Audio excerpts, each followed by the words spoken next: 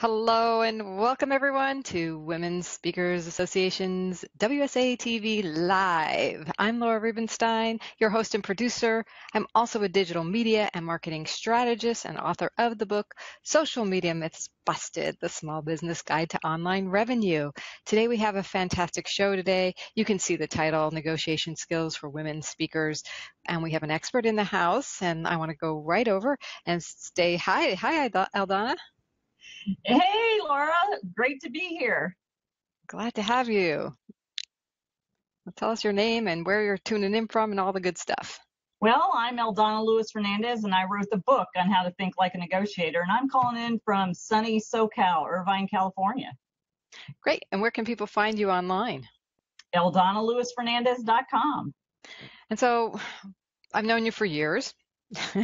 And what I know about you is you're a master in negotiation. So when we were planning for the show, I was like, well, I saw that you have a passion for women and women speakers. Tell us, what advice do you have for women speakers and why negotiation is important for them? Well, negotiation is something that we do in everyday life, and a lot of people don't realize how much they actually do negotiate. And it's important, obviously, for women speakers because we're negotiating fees, we're negotiating with meeting planners, we're negotiating venues, if we're having live events, all types of things that come into play. And if we want our side to have benefit and then produce a win-win result, we have to have those skills necessary in order to create that result. So women today can benefit from negotiation, but where do they start having those? Well, obviously, it's like I teach people, my slogan is get your ask in gear. You have to ask for exactly what you want. And there's a lot of research out there that shows, actually salary.com did a survey of 2,000 people that showed that 48% said that they're always apprehensive about negotiation, 39% said sometimes, and only 13% said that they never get nervous about negotiation. So what that means is most of us are hesitant to negotiate. We don't have the skills. We don't know where to go. And oftentimes people think that they don't negotiate. But they really are, aren't they? They are. Actually, you are negotiating every single day. If you have relationships, negotiation is basically simply discussions to reach an agreement, whether it's a multi-million-dollar deal, how to get your kids to do their homework, or where to meet for dinner. If I'm having a discussion with somebody and, okay, let's go meet at Starbucks at 11. Well, I can't meet at 11. How about 12? Well, 12's too late. Can we do 11:30? Sure. That's a negotiation. You've had what's called offer and acceptance, counter offer, and you've made an agreement. You've done a simple negotiation, and those skills translate over into everything else you do in your life. So we're doing it whether we think about it or not. It's that we get nervous when we think about that we have to do it. A lot of times when we actually get conscious, like, oh, I can't negotiate, or I'm not a negotiator. I even think negotiation has to do with the things you don't say and the way you maneuver around, even physically in space sometimes. Right, it can be. And let's take for women speakers, negotiating for, say, you're going to do a breakout session, or somebody's asked you to speak and they want to know what your fee is. Well, before you even have a conversation with them, you need to, what I call, prepare in advance and think about that conversation you're going to have. Think about what you want your outcome to be and have that all laid out before you even go in. It'll make you more confident and make you feel like you can negotiate because you've prepared and you've set up for it before you actually come face to face with somebody, or on the phone or an email, or whatever medium you're using. I hope everyone just caught that really golden nugget. Come prepared, Right. with as simple a preparation as just knowing what you want the outcome to be. Huge. That's Big. Absolutely big and huge. And so, and I want to invite people, by the way, if you're watching here today, you have questions on negotiation, this is a really good time to ask Eldonna. She's here for us, and she's got some great strategies. So any other advice that would help them land their speaking engagements you'd like to give? Well, again, starting with the preparation, and one thing I want to add about that, the time to prepare for the negotiation is not when you are getting ready to negotiate. You need to make sure you prepare in advance, and then do some research, perhaps research about who you're talking with. If you can build a relationship first, relationships go a long way. Instead of jumping into the business, find out something you have in common, because you can break down that know, like, and trust barrier that's up there by building that relationship. Now, anybody who knows me knows I ride a Harley. And if I find that I have that in common with somebody, that breaks down that know, like, and trust barrier and builds that trust. And they're more apt to want to discuss with me or want to move forward or do something to help me than, oh, I'm not so sure about you. So build that relationship first is a very important thing as well. I find that asking questions has a lot to do with the negotiating process. Like if I can learn more about what's important to them and what they're trying to accomplish and keep in mind what I want, we can work together to get what we both want. Definitely. One of the strategies in my book is ask powerful questions. And you may ask them, if they're making an offer to you, here's a speaker fee. Well, why do you think that's fair and reasonable? Because I have to come from here and you're not wanting to pay my travel or whatever it may be. And see if you can reach a different agreement, or get creative around getting your fee paid. If they, oh, well, we don't pay speakers. Well, what I usually say to people, that's great, I understand that, but this is how I make my living. And if I don't get paid, I don't put food on my table. Is there any other way we can come to reach an agreement on a fee? Maybe you could get a sponsor, maybe you could buy some books or things like that, where you can get creative, ask different questions. Another great question to ask, and I'm going to say this very slow and I'm going to say it twice because this is a very powerful question. And you have to think about it. Is there any reason you can't? Say that again. Is there any reason you can't? Instead of saying, why can't you or would you, they can say no to that. People say no 3 times before they say yes. You want to give something that I call a pattern interrupt. Is there any reason you can't send me the speaker agreement now? Is there any reason you can't agree to my terms? No. Okay, great. Let's sign up. I said no. You said no, there's not a reason you can't. Listen to that verbiage. And they'll, what?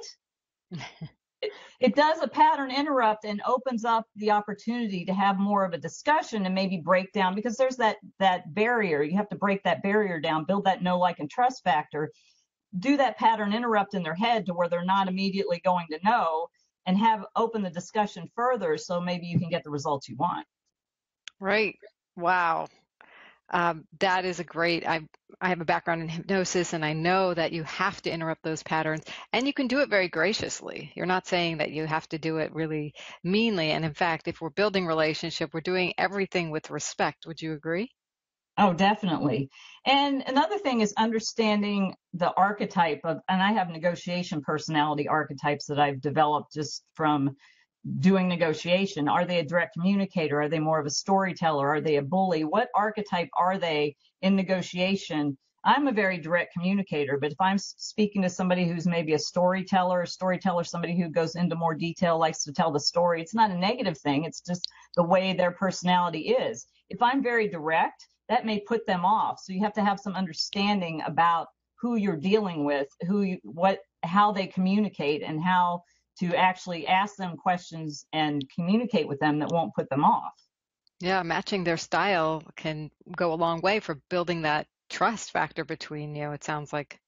Right, building the unconscious rapport, which you're familiar with hypnosis. If you can build that unconscious rapport, I actually went into a situation where I was actually looking to possibly be a consultant and do some training and some training development for a government contractor. And the guy I was meeting with, I went and researched his LinkedIn profile, and he had been at the same place I had been a few months after I had left there. And so we had a conversation about that. And we spoke for about half an hour before we even got down to business. And he said, nobody ever asks me about me. I listened to that. I also did some research on the company and found out that they had just been awarded something up in Ohio, and I mentioned that, and he was very impressed that I even knew something about the company. So those things go a long way to build that rapport, and again, that know, like, and trust factor. We're human. We want to do business with people we know, like, and trust, and negotiation is about breaking down those barriers and getting that connection to happen as fast as we can, so we can create a win-win result, so we can get our side of the business taken care of and then deliver to them.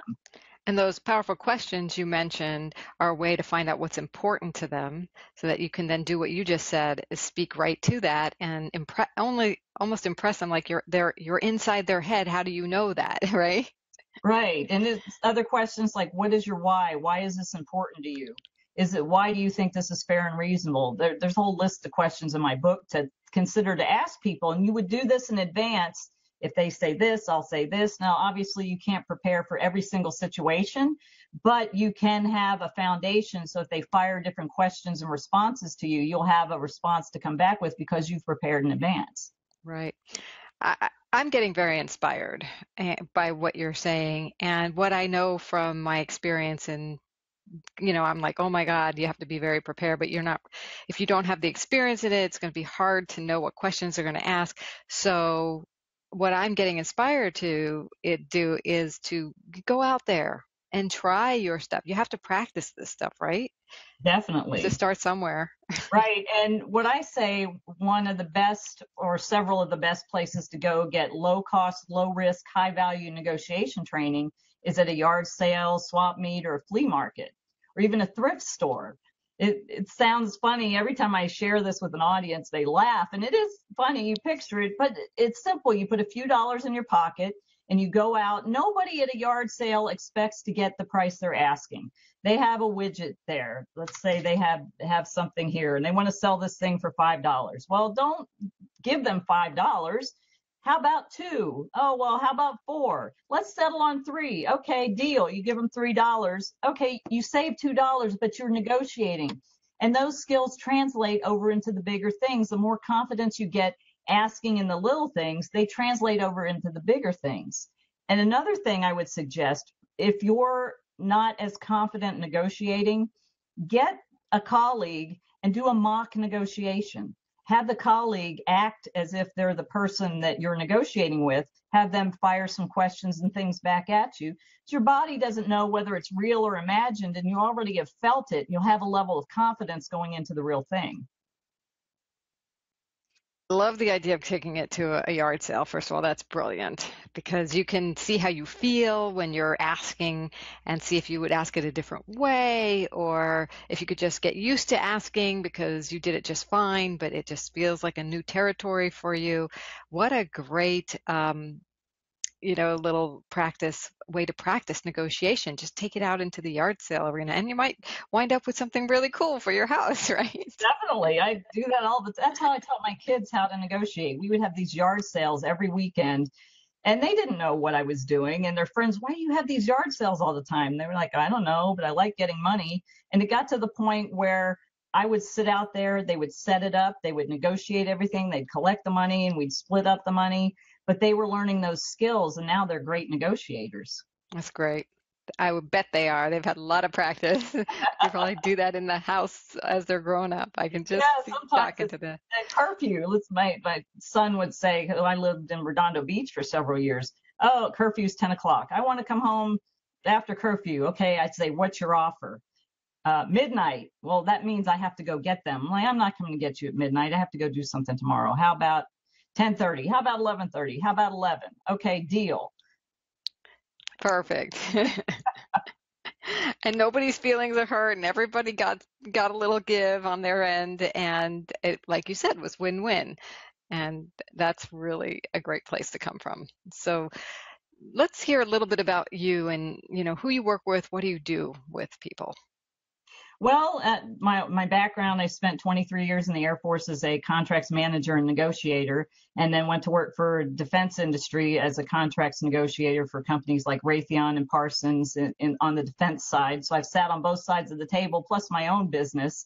And so many people, I helped started doing consulting where I was writing disputes letters for people. I'm not an attorney, nor do I play one on video or TV, but I think along those lines. And I've written a lot of dispute letters for people. I've gotten thousands, over hundreds of thousands of dollars back for people with some of the dispute letters I wrote. And one of my friends was like, why are you not doing this?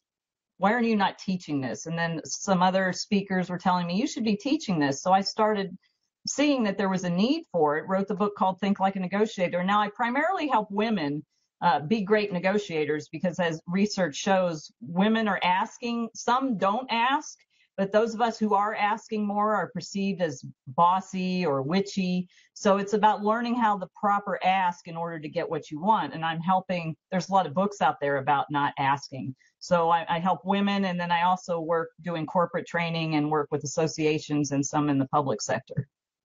Of course, we love that you work with women because our audience here today is women, and anybody can watch this, but we want to empower the women. Do you have a story of maybe how a woman took some of your advice and went from non-negotiating to some sort of a result? Actually, one of my clients, I have a little online community that I run a call, and I do some training there on negotiation. One of my clients who would not ask, she would not ask for anything. I don't negotiate. I don't like negotiating. And simply from hearing me, being around me challenging her, I challenged her to go out and start asking for things. And she started doing it in hotels and other places where her services weren't up to par. And this is one thing I want to say. If somebody gives you you order something or you go for a service and it's not up to par. A lot of times you go to hotel rooms. I've been in rooms where there's dirt in the sink or something else like that. You have a right to ask for some consideration, meaning you have a right to ask for something. They broke the promise of providing that great service. So I was encouraging her to do that. And she was in a book. She was in a compilation book. And Dean Cain, the guy who played Superman, and he's on the Today Show, and he's an actor. You may know him. He was at an event, and he was being interviewed on stage, and he was also in that book. She walked up to the microphone and she stood in line. She said, "Would you autograph my book?" He's like, "Sure." She would have never done that before. She had the confidence not only to get up and stand and wait her turn, but in front of hundreds of people, ask for exactly what you want and got it. And then afterwards, like, well, everybody can't ask for this because a lot of people were in that book.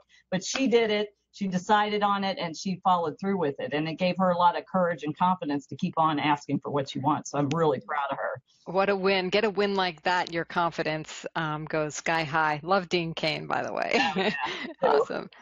And so I have a question that came to mind. It's like, okay, well, I've noticed, and maybe you have, is this a trend going on in the consumer world when I'm going to negotiate and ask for things?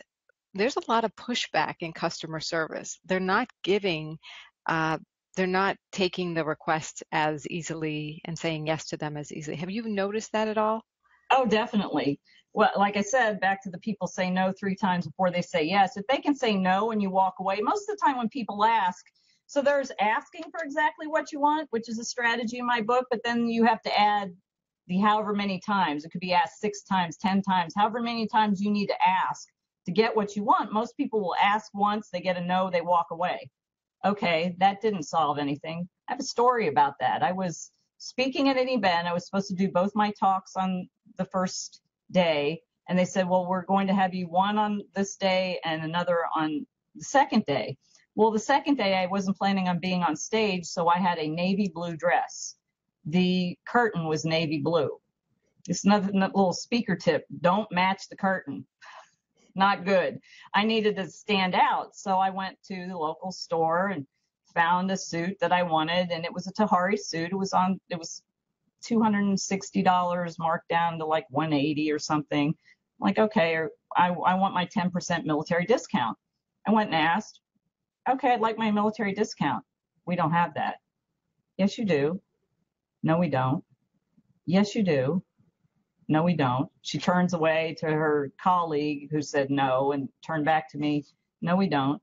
And I was calm. I wasn't nasty about it. This is another thing. You have to kill them with kindness. Don't get in somebody's face and get nasty.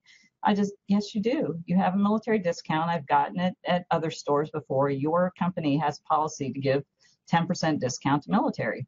No, we don't. Yes, you do. No, we don't. Yes, you do. She got so frustrated. She said, I have coupons. Swipe, swipe, swipe. I got the suit for $89.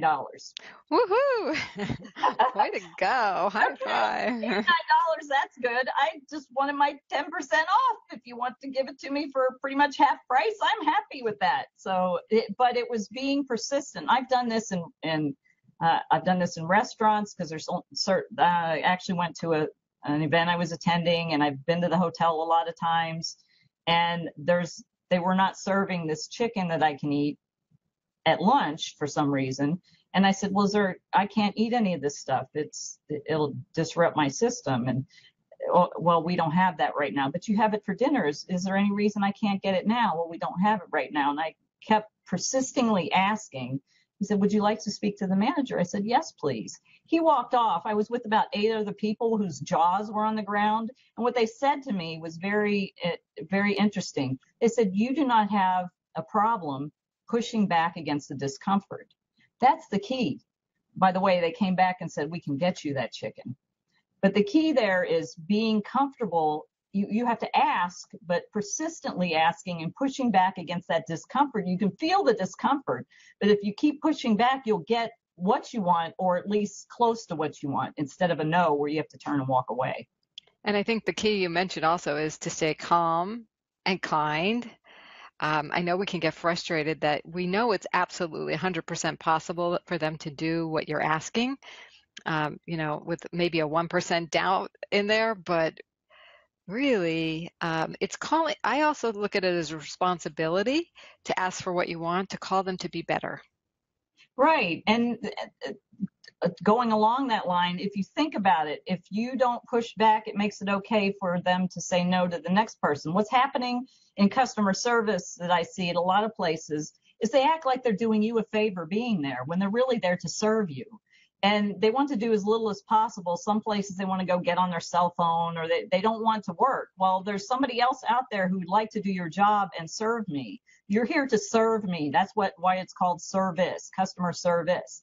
And it's about, okay, your promise or your company's promise is to serve me. You're not serving me. I'm pushing back and I'm going to request it. Will you get it 100% of the time? No, but you'll get it more times by asking than not. Yeah. It's not about every time, but it's about taking a stand for what's right and what's for you, and seeing that, it builds your own self-esteem. And bringing back to the topic today, negotiation skills for women speakers. I mean, you gave some examples when you were at events, how they can be better, and that also serves you as well. Any parting tips you'd like to leave people with before I get to my last question for you? Again, it always goes back to the ask, but the thing is, as a woman, we're still perceived, like I said, sometimes as bossy or pushy or aggressive. And if you're a direct communicator like me, you have to temper that. You have to know who your audience is and be comfortable with pushing, but then sometimes you may need to say, this is simply business. This is business, and afterwards we're still friends, because a lot of women will get hurt by, oh gosh, she's so aggressive or whatever. But no, we're doing business, and after we put the business aside, then the friendship's over here. But right now we're in business mode. Like my favorite saying is, the power is in the work. You do the work, you'll have the power to make all your goals and dreams come true. My company name, Dynamic Vision International, I have my own theory. It's called the Dynamic Vision Light Switch Theory. You cannot flip a light switch to be an expert. It'd be great if we could. Oh, instant expert, yes, but it takes time and it takes work, and you have to be okay with doing the work. You do the work, your power will increase, your confidence, your success will increase. Everything is tied back to the work. You heard it. Do the work, and success will come. I love it. Thank you so much for all your wisdom. I have a question for you about Women Speakers Association. What do you love about being involved? You've been here since like the beginning. So tell us what's it done for you, and what's a possibility for others? Well, I love the fact that to support women speakers, because a lot of the speakers you see out there are men, and advancing women speakers and giving them the opportunity to understand the speaking industry and learn things that maybe isn't being taught to women in other places, and having a place for women to support each other, to lift as we grow together, and to make it a win-win. I'm in a women veteran speakers group as well, and it's women supporting women and helping women go forward and be successful. Love it. Thank you for all your wisdom that you shared, all the contributions you've given to Women's Speakers Association throughout the years. And we look forward to hearing you in September. I know you're coming back for a speaker success training. Those speaker success trainings are free to our premier members, but we do have a free level of membership waiting for you at joinwsa.com. Plus, we'll give you our speaker success plan. And there's a whole lot of value in just starting there. And then if you want to rise with us, join us as a premier member. So we'll be back with another edition of WSA-TV real soon, in another week or so. And in the meantime, go to joinwsa.com. We'll see you online. And thanks again, Eldonna. Bye for now. Bye. See you soon.